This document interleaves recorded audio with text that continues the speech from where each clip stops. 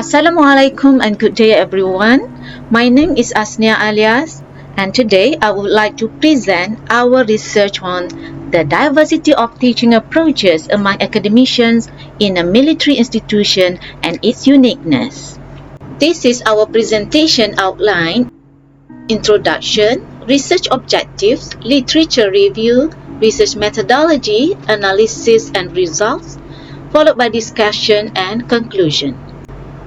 And this is our research team members, Dr. Najah Salwa Abdul Razak and Nurashikin Sahul Hamid. And this is me.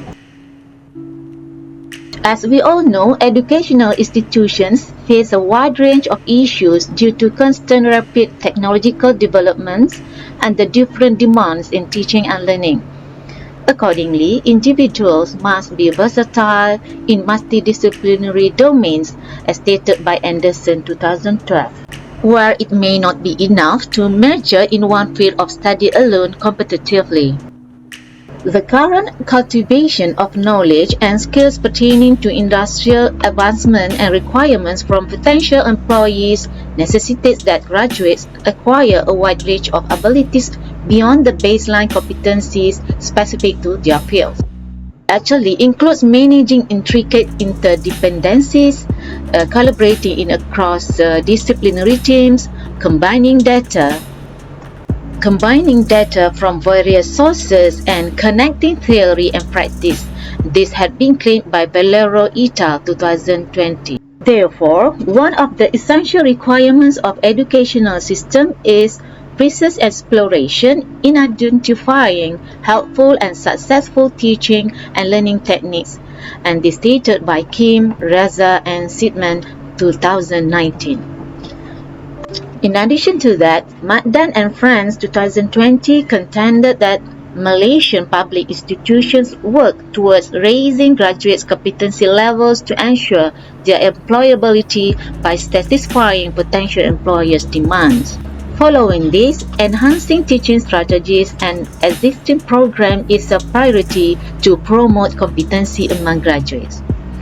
In accordance with that, a university-industry partnership must also be increased to establish a competitive and capable talent pool in the nation. Consequently, given the need for high-quality education, it is now even more critical to give attention to the major output of an education quality system towards students' competence. Even though higher educational institutions have always focused on giving equal attention to excellent teaching and research productivity and output, however, studies suggest that the current emphasis on teaching and research in universities does not fulfill the standards for high-quality education, and this had been claimed by Shirani et al. 2016. The objective of this research is to explore academicians' teaching approach and analyze the justification of their selected method. It is the teacher that makes the difference, not the classroom. Okay, literature review. Given the need for high-quality education, it is now more critical than before to give attention to the major output of an education quality system towards students' competence. Higher educational institutions have always focused on giving equal attention to excellent teaching and research productivity and output. However, studies suggest that the current emphasis on teaching and research in universities does not fulfill the standards for high-quality education. This has been mentioned by Shirani, Nas, Rotulahi, and Khalil 2016. The best teaching approach can empower learning outcomes. Zeh 2020 explained the role of instructors in ensuring student success. Undeniably, incompetent instructors will produce poor quality teaching and affect the students.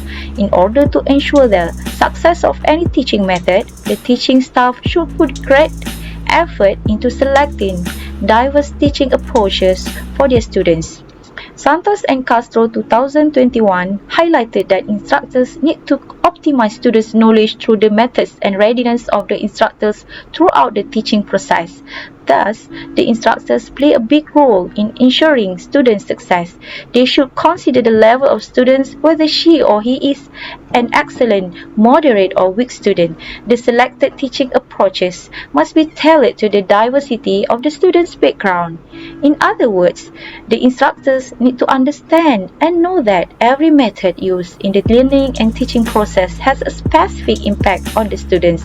Thus, it is crucial to know how to apply any particular teaching approach and why it should be considered. This is a case study comprising of a semi-structured, in-depth interview of 7 academicians at the National Defence University of Malaysia.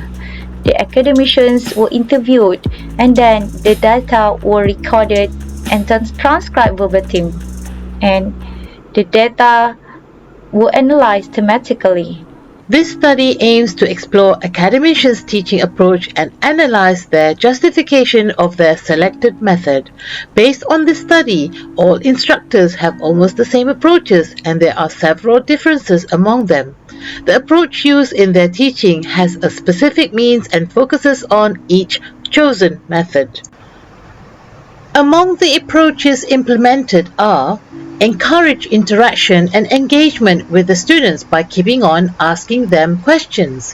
One of the respondents said that by repeatedly asking students specific questions related to the lesson can help encourage better understanding of the subject.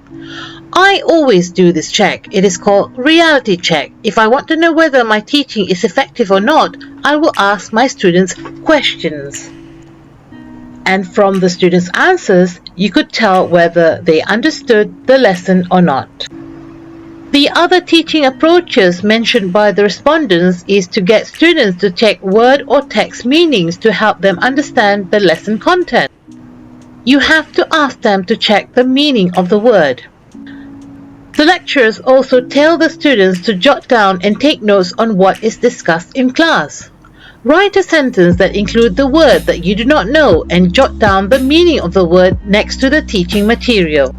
The other approach is revision and write personal notes on the subject.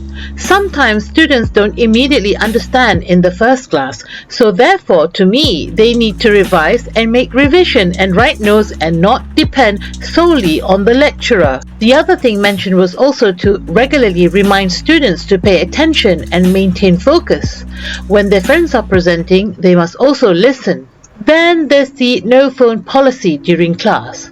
I normally tell that when I teach, they must listen. Secondly, no playing with a handphone. Sometimes some of them have the tendency to be busy with a handphone. That means they are not listening. Discipline, work on time, cooperation with friends when it comes to learning. Students must be disciplined in class. Being an ex-military officer, I believe that the students must do their work on time and cooperate with their friends.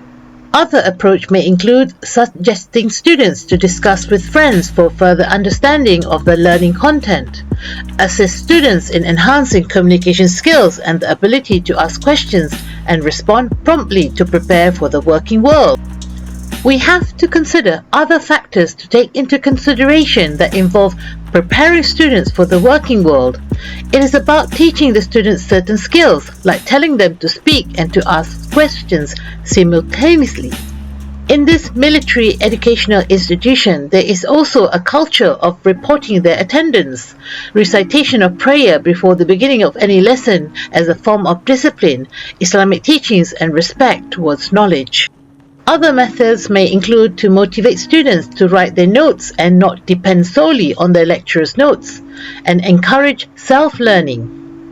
We must encourage students to visualize lessons continuously. 3D visualization may be difficult for some students. Therefore, as educators, we must show the students how to imagine regularly. Make jokes to avoid boring teaching environments and prepare activities suited to the classroom environment. Be connected to the students. Use communication in many mediums and ways. Sometimes as educators we may also feel down or demotivated when it comes to teaching a passive group of students. Therefore, we have to motivate ourselves to have consistent momentum in teaching with high spirits so that the students too can be uplifted to learn conducively. One more thing, I like to communicate with the students. When they ask questions via WhatsApp, I will not ignore them but entertain their questions. I will continue chatting with them and ask them whether they have any more group discussions. I will also encourage them to study in a form of motivation, so it is not only about the syllabus or lesson but also other things, right? There should be flexibility on student assignments. I do not give the title for the assignment. I give them the liberty to choose whatever they want, but it must be suitable and relate to the subject I am teaching, including theme. Teaching policy. I have 5 principles. One is no sleeping in class and the other is no one is allowed to play with a handphone.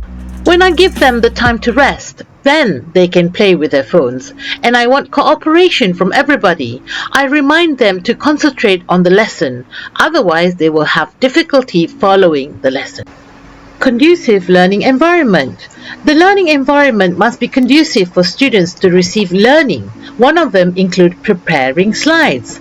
I teach using the whiteboard efficiently. I show them the steps one by one because the nature of the lesson requires so. Plus, the students prefer it that way. Keep on praising the students to encourage learning. We say good work to the students. Show them that we appreciate them, right? For students who cannot answer questions correctly, we assist them in the class. Some of the uniqueness of the National Defence University of Malaysia teaching approaches is the discipline. There is discipline in reciting prayers before and after class. Well-presented attire is compulsory. Communication skills are heavily important for each subject, and it is made part of the leaders of characters policy. Other than that, academicians or educators must prepare diverse, suitable approaches for students since we have both cadets and civilian students. The findings show that the teaching approaches are applicable for effective teaching in a unique setting where we have both civilians and cadets as students. However, the usage of technology and modern teaching aids were not fully utilized in the teaching approaches applied by the academicians that are also comprised of retired military officers and civilian lecturers.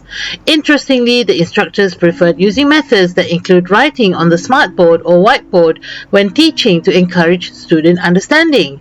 Besides that, regularly asking questions to get students to respond to promote engagement is highly visible as a selected teaching approach to stimulate thinking. Discipline, certain practice and routines like reciting prayers are adapted as part of the teaching culture which is believed to encourage learning. Training students to communicate to prepare for the working world is also something widely practiced as part of a teaching strategy. That is all for our presentation. Thank you for listening.